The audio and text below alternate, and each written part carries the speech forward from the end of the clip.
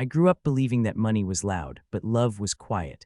In my family, though, it always felt like the opposite. Love was something we joked about, brushed off, made light of. Money was the language everyone took seriously, until the day I realized even that was a joke to them too. The night everything broke started like any other. Rain tapped the living room window in that soft, uneven rhythm you only notice when the TV is on mute and everyone's pretending to be comfortable. My parents' suburban house still smelled like old carpet cleaner and my mother's favorite vanilla candles. The kitchen light was too bright, washing the room in a pale yellow that made every emotion look flatter than it really was. It was my father's birthday, 60, a big number at least to him. He'd spent the whole week reminding us in the family group chat, half joking, half begging for attention. "Don't forget your old man," he'd write, followed by some meme he didn't quite understand. I had planned this gift for months, $20,000, not in some flashy way, not a car, not a watch. I'd put it into a neatly prepared portfolio, documents for an early mortgage payoff, a breakdown of how it would cut his monthly payments almost in half, a little letter I'd written, printed, and slipped into a simple, dark blue envelope. All those late nights, extra consulting jobs, weekend freelance work, skipping vacations. Every saved dollar had a picture in my head, my father's face softening, pride replacing that distant, permanent frown. He sat at the head of the table, as always. The TV in the other room played some sports commentary at low volume. My mother hovered, moving plates, straightening napkins that didn't need straightening. My younger brother, Jason, scrolled on his phone, the light reflecting against his glasses. My sister, Megan, poured everyone cheap red wine into mismatched glasses. I placed the envelope on the table in front of him. "Happy birthday, Dad," I said. My voice came out quieter than I expected. He picked it up, weighed it in his hand as if he could measure the value by the paper's thickness.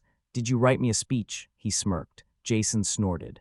Megan smiled the way you smile at a child's drawing. "Just open it," I said. My heart felt like it was standing on the edge of a roof, waiting to jump. He slipped his finger under the flap and tore it open. The sound was too loud in that small kitchen. The document slid out onto the table. The first page showed the total, $20,000 allocated to paying off a hefty chunk of his mortgage. The second page was a clean breakdown, interest saved, years shaved off the loan. The last page was my letter, the one that took me 3 nights to write. He glanced at the number first. His eyebrows twitched. Then he looked at the bank confirmation page, then the amortization schedule. His face didn't soften, it hardened. "What's this?" he asked. I swallowed. "It's for the mortgage. I paid down $20,000. It'll reduce your monthly." He laughed. It wasn't a full laugh, more like a sharp exhale, bitter at the edges. "That's it," he said. He flipped through the pages as if they were junk mail. No car keys, no surprise trip, just paperwork. Jason chuckled, shaking his head. "Man, you gave him homework." Megan lifted her glass and tried to lighten the mood. "Hey, at least it's responsible, right?" But my father wasn't done. He picked up the letter, the one with the words I'd been too shy to say out loud. He didn't read it, he didn't even open it fully. He just held it between his fingers, tore it straight down the middle, then tore the halves again.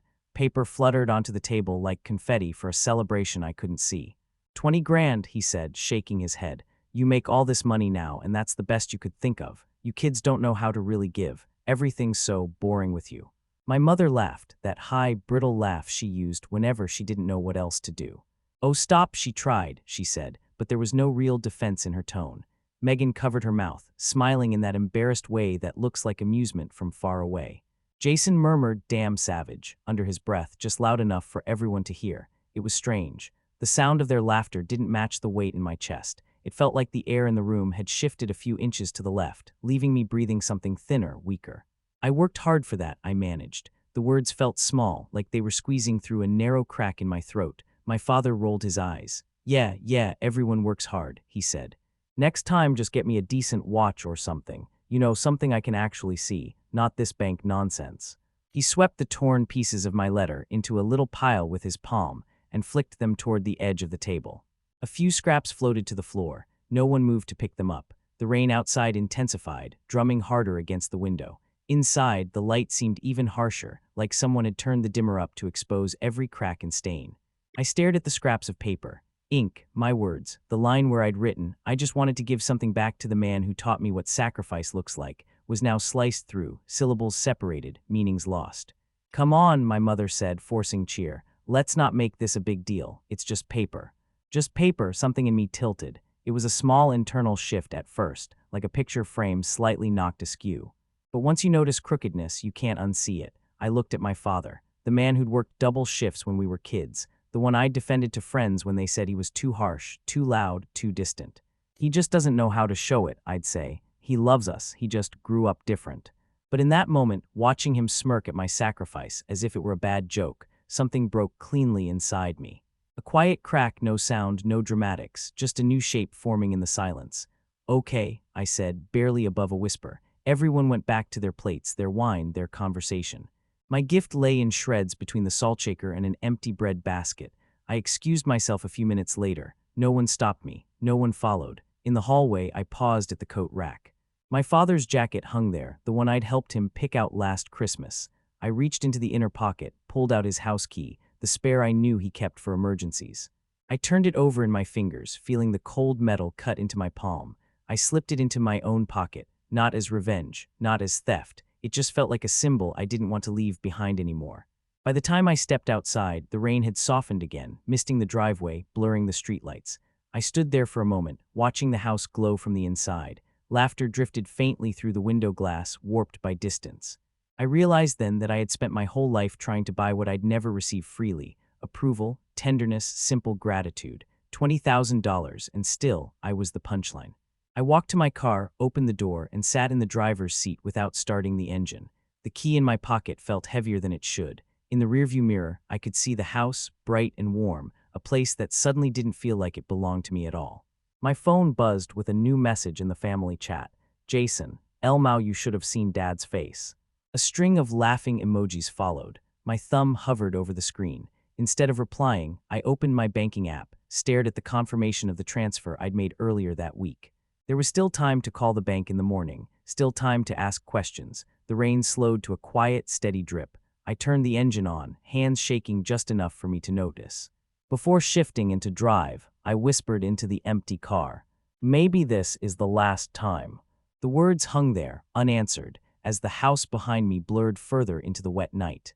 And for the first time, the idea of not coming back didn't feel like a threat. It felt like a possibility. Sleep left my life that night. It didn't storm out or slam the door. It just quietly stopped showing up. When I got home, the city was already sinking into its usual late-night hum.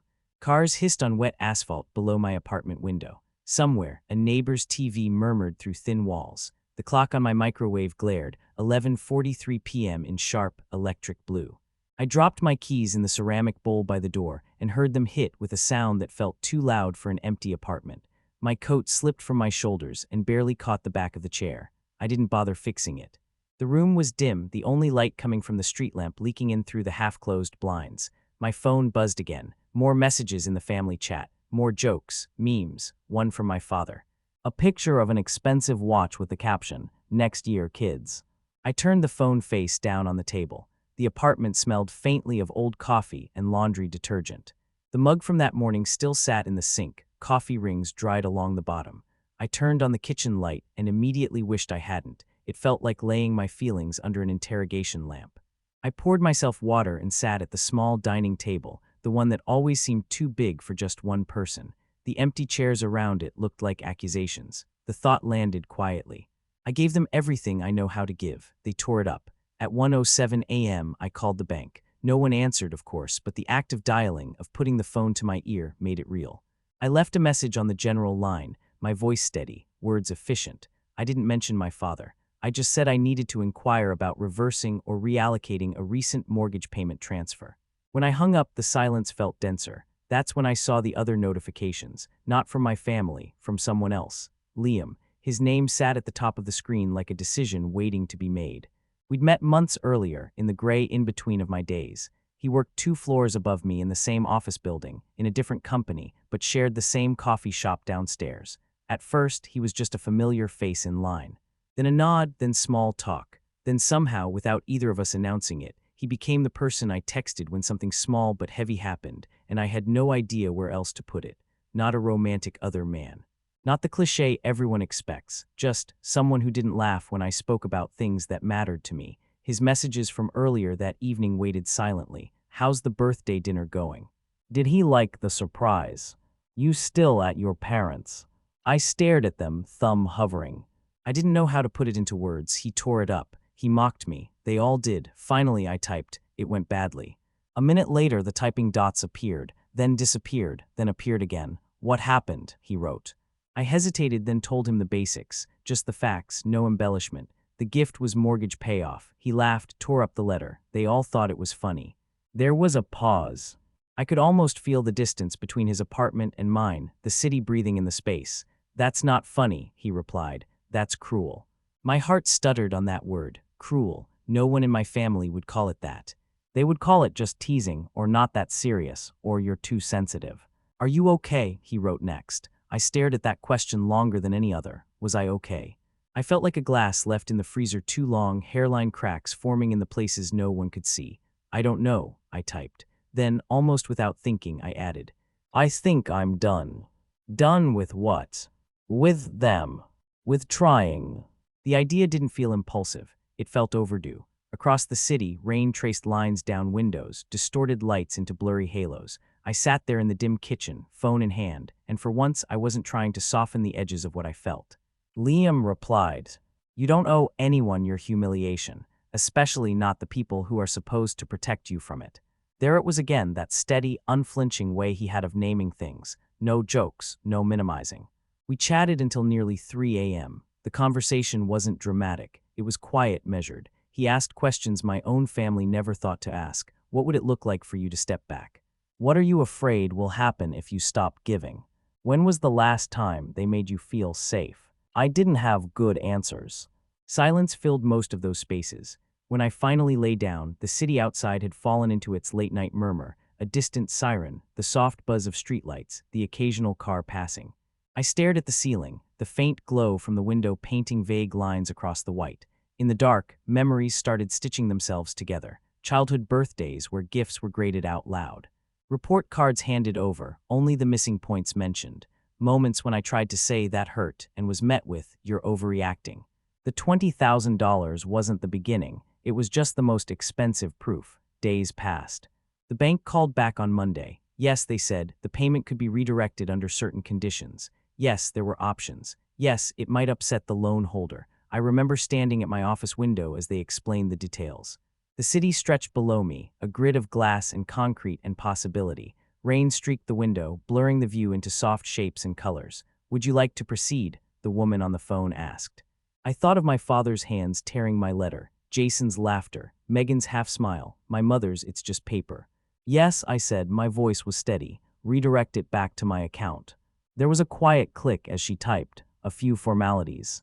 A confirmation number. When the call ended, I stood there, phone still in my hand, feeling strange, not triumphant, not vengeful, just empty, like a room after everyone has left and the music has been turned off. That evening my father called. His name lit up my screen and my chest tightened automatically, old instincts flaring. I let it ring twice before answering. Hey, what's this email from the bank? He demanded. No hello, no pause. They reversed the payment, I said. I asked them to. Silence, then a low, disbelieving laugh. You're kidding. No. You made a scene over nothing. You kids are something else. He exhaled sharply. You know, pride is an ugly thing. I joked around a little, and you're taking it like a divorce lawyer. I worked for that money, I said. I thought I was doing something big. You tore up my letter, Dad. Oh, come on, he said. You're still hung up on that. It was a joke. We always joke. That's how this family works. You really going to take your money back like some bitter stranger? I felt my throat tight. I'm taking it back like someone who realized you don't actually want what I'm offering. He scoffed. You're being dramatic. Something inside me went completely still, like water settling after a stone finally sinks to the bottom. Maybe, I said, but I'm also done. Done with what? He asked, his tone shifting. With trying to buy your approval, with showing up just to be the punchline. The line buzzed with his disbelief. You're not serious. I am. He was quiet for a moment, then said, You know what, do what you want. You'll come crawling back when you realize family is all you've got.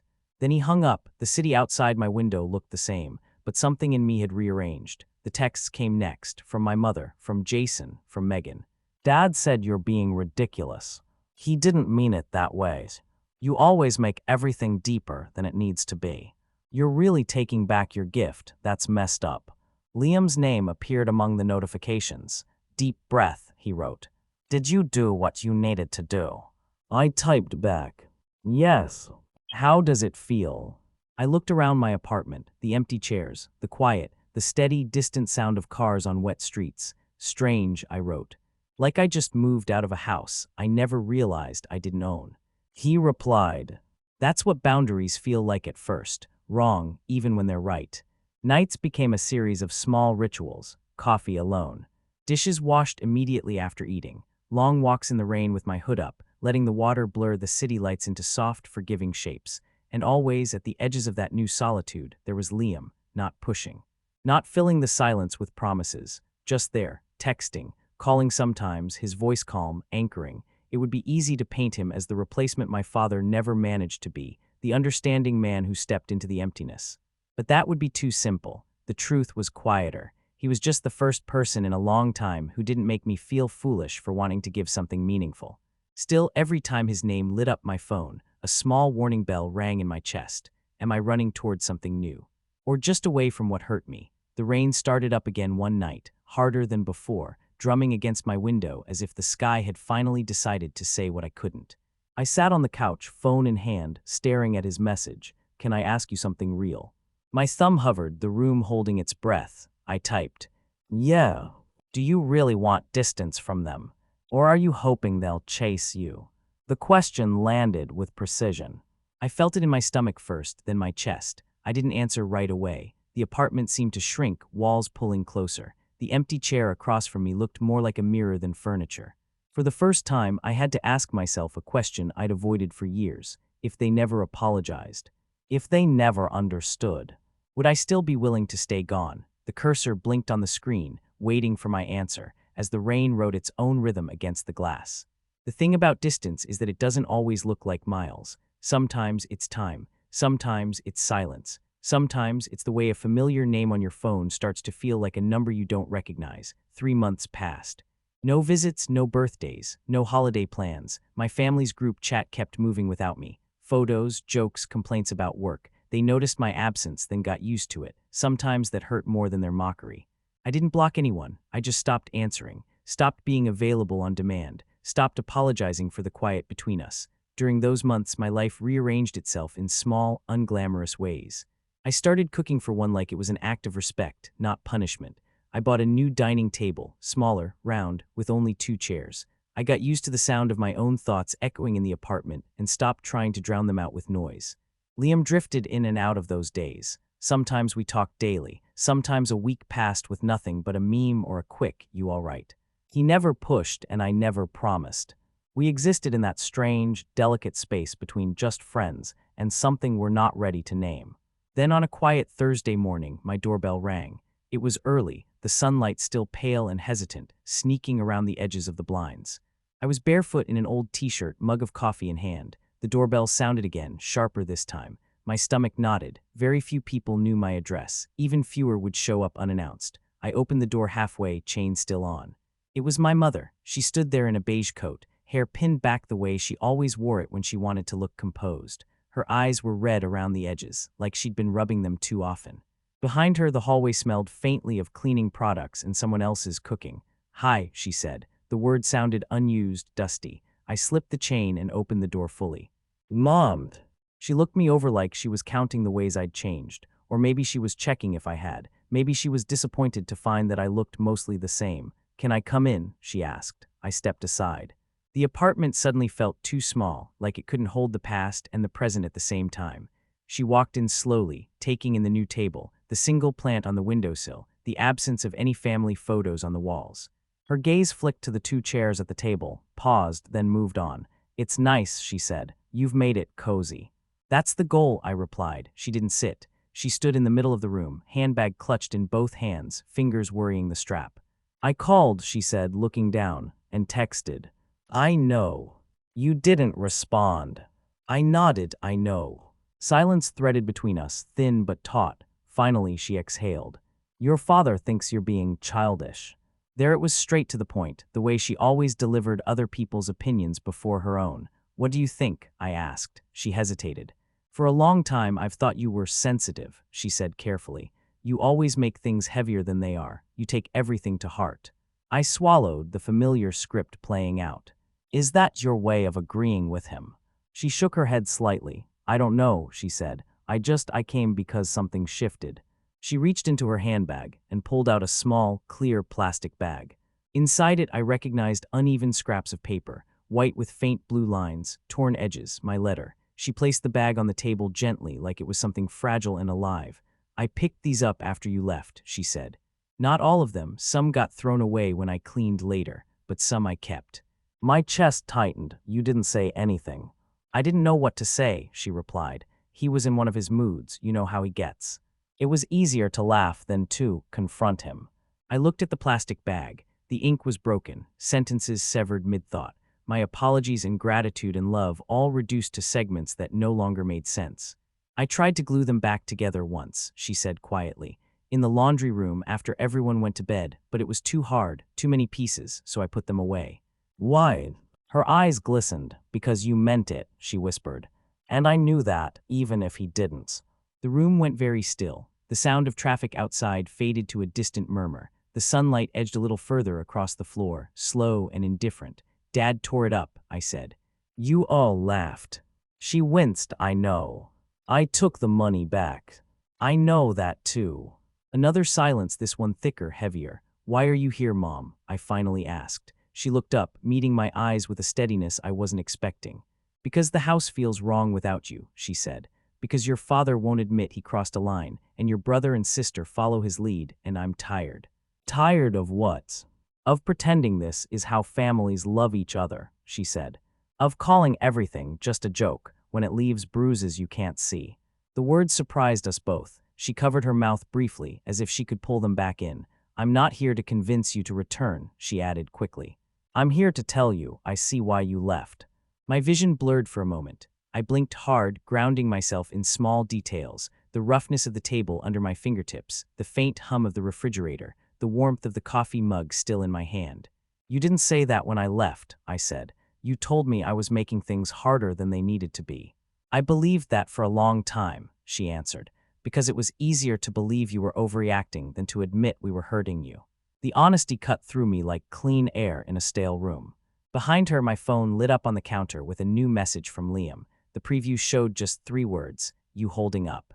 My mother's eyes flicked to the phone, then back to me. You have someone, she asked gently. Not like that, I said quickly. It's not defined. She nodded, not pressing. Good, I'm glad you're not completely alone in this. She finally sat down at the table, hands folded. I came to ask you something, she said. My chest tightened. Here it was. Your father's retirement party is next month, she began. He wants everyone there. He says if you don't come, he won't acknowledge it. He'll make a scene. I almost laughed. Of course, this was where it led. So you came to pressure me into going. She shook her head. No, I came to tell you that I'm going, but I don't know if I should. I frowned. What do you mean? I mean I'm starting to see the ways he uses occasions to control everyone, she said softly. Birthdays, holidays, retirements. Everything becomes a test of loyalty instead of a celebration, and I'm tired of constricting myself so he doesn't explode. I watched her carefully. This was not a woman I recognized. Or maybe it was a part of her she'd kept hidden for decades. I've been angry with you, she admitted, for stepping back, for leaving me alone in that house with him. But lately, I've been wondering if you're the only one who's been brave enough to stop playing the game. The word brave landed where dramatic used to sit. It felt foreign, uncomfortable, dangerously kind. I'm not trying to be brave, I said. I'm just tired. Tired and brave aren't opposites, she replied. They often walk hand in hand. We sat there for a while, neither of us speaking. The world outside moved on cars, footsteps in the hallway, someone's distant music. In the middle of this small apartment, my mother and I stood at the edge of something that looked almost like truth. So what do you want from me? I asked finally. She looked down at her hands. I want to know if there's a way back that doesn't erase what happened, she said. For you, for us. I swallowed. There might be, I said slowly. But it won't look like it used to. I don't mind that, she said. I'm afraid I've already lost you as you were. I'm just hoping I haven't lost you completely. Her voice cracked on the last word. I looked away, blinking against the heat behind my eyes. My phone buzzed again. Another message from Liam. I'm outside your building. Thought I'd drop off coffee. No pressure, just text if it's a bad time. My mother noticed the flicker of anxiety on my face. Do you need to get that? She asked. It's a friend, I said. He's downstairs. A ghost of a smile crossed her face. I've taken enough of your mourning, she said, standing. I just needed you to know that someone in that house regrets how we treated you. Even if he never admits it, I do. She picked up the plastic bag again, hesitated, then placed it back down on the table. These are yours, she said. I've been holding onto pieces of your words for months. It's time you decided what to do with them. She moved toward the door, then paused, hand on the knob. You don't have to come to the party, she said quietly. If you never go back, I will understand. It will break my heart, but I will understand. She opened the door, light from the hallway spilling onto the floor. One more thing, she added, without turning around. You were always the one who gave the most. I'm sorry we taught you that it was normal for that to hurt. The door clicked shut behind her. I stood alone in the quiet, the plastic bag on the table catching the pale morning light. Somewhere below in the street, my phone buzzed again. Liam waiting, my mother leaving, my father unaware. I picked up the bag of torn words and held them up to the light. The fragments glowed softly, ink blurring against the plastic. The letter couldn't be restored, not the way it was. The question pressed against my ribs, insistent, if I walked downstairs right now and saw Liam. And if in a month I walked into that retirement party and saw my father. What version of myself would stand in front of each of them? And was there a way to hold on to the person I was becoming? Without losing everyone I'd once called home, the morning it finally settled inside me, the sky was clear. No rain, no dramatic storm. Just a pale blue washed gently over the city, morning light creeping across buildings like a quiet apology. Letting go didn't arrive like a revelation. It came the way dawn does, imperceptible at first, then undeniable. A week had passed since my mother's visit. The plastic bag with my shredded letter sat on the table where she left it, a small monument to everything that had been broken beyond repair. I didn't open it, didn't try to piece it together. I just let it sit there, existing exactly as it was, incomplete. The invitation to my father's retirement party arrived as a formal email and a casual text. The email was from the company, nicely worded, impersonal. The text was from Jason, party next Saturday, you coming or still in your feelings? I stared at the message for a long time. I typed out responses and deleted them. Too harsh, too soft, too explanatory. Liam and I met at a small cafe 2 blocks from my apartment that afternoon. The windows were large, letting in more light than the room knew what to do with. People talked quietly around us, spoons clinking against cups, the hiss of the espresso machine punctuating the air. He sat across from me, fingers wrapped around his mug, eyes steady. So, he said, retirement party. Yeah, I sighed. He wants me there. My mother says she'll understand if I don't go. My siblings think I'm being dramatic. So nothing new. What do you want? He asked. The question sat between us, simple and impossible. I don't know, I said. I want him to understand. I want him to feel even a fraction of what I felt when he tore up that letter. I want an apology that doesn't come with excuses. Do you think you'll get that? I didn't answer. We both knew. He's never apologized for anything, I said eventually. In his world, if you're hurt, it's because you're weak. Liam nodded slowly. So maybe the real question isn't, what do you want from him? He said. Maybe it's, what do you want for yourself, regardless of what he does or doesn't do. I stared down at my coffee, the thin swirl of foam dissolving into the dark. What does that even look like? Maybe it looks like going if you genuinely want to be there, knowing he might never change, Liam said. Or not going, and accepting that he'll tell his version of the story without your side in it. Either way, it's choosing you, not his reaction. I thought of all the years I'd spent twisting myself into shapes that fit his mood. How many jokes I'd laughed at that landed like small stones in my chest. How often I'd equated love with endurance. What if choosing me means losing them? I asked quietly. He held my gaze. Maybe you already lost the version of them you were trying to love, he said. And maybe that's not your failure. We walked back toward my apartment after coffee, the city moving around us in its usual rhythm. Buses sighing at stops, dogs pulling their owners along sidewalks. People at crosswalks staring at their phones, waiting for the light to change. At my door, Liam paused. Whatever you choose, he said, it doesn't have to be forever. You can say no now and change your mind later. You're allowed to grow in stages. I nodded, fingers on the key. Thank you, I said. For what? For asking what I want. No one in my family ever starts there. He smiled, small and sad. Get some rest, he said. And don't let their story drown out your own. That night I lay in bed with the window cracked open. The city felt softer without the rain. It sounds less urgent. I listened to distant traffic, a dog barking, the low murmur of someone's late phone call drifting up from the street. I pictured the retirement party, balloons, speeches, my father holding court. I imagined myself there, standing in the corner, holding a drink, smiling too tightly at jokes that landed like bruises. I imagined him saying something cutting, the room laughing, my hurt dismissed as usual. The familiar script replayed in my mind, exhausting in its predictability. Then I imagined something else. I imagined not going. I pictured that same party without me, a space where I would have stood simply empty, an absence instead of a presence. It wasn't satisfying. It wasn't revenge. It was just quiet. But in that quiet, I felt something I hadn't felt in a long time: ease, not happiness, not closure, just the absence of dread. The morning of the party, sunlight slipped around the edges of my blinds and painted thin lines across my bedroom wall. My phone was full of messages. From Jason, "Don't be childish, just come, it's one evening." From Megan, "It would mean a lot to Mom if you showed up." From my mother, "No pressure, sweetheart. I'll love you either way." And from my father at 6:12 a.m., "If you skip this, don't bother calling me later." I sat on the edge of the bed, the phone heavy in my hand. The apartment was still, dust motes floating lazily in the strip of light between the blinds. I opened the plastic bag with my shredded letter. For the first time, I pulled the pieces out and spread them on the table. They made no sense. Half sentences, broken words, a thank you with no object, a love with no subject. I didn't try to tape them together. Instead, I picked up one small fragment where the word enough was still whole. Just that, enough. I held it between my fingers and felt something in my chest align with it. Enough trying, enough explaining, enough bargaining my worth for scraps of affection. I opened my messages to my father. The cursor blinked at the bottom of the screen. I typed slowly, carefully. "I won't be at the party. This isn't about punishing you. It's about protecting myself. I love you, but I can't keep standing in rooms where my pain is a punchline. If you ever want to talk without jokes or blame, I'm here. Until then, I need distance." I read it twice. It was the most honest thing I'd ever sent him. Then I hit send. I didn't wait for the reply. I turned my phone face down on the table and walked to the window. Outside, the city was bathed in soft morning light. The buildings looked less sharp, edges softened by the angle of the sun. People moved along the sidewalks with coffee cups and backpacks and small, private missions no one else could see. I made myself coffee and drank it slowly at my small, round table.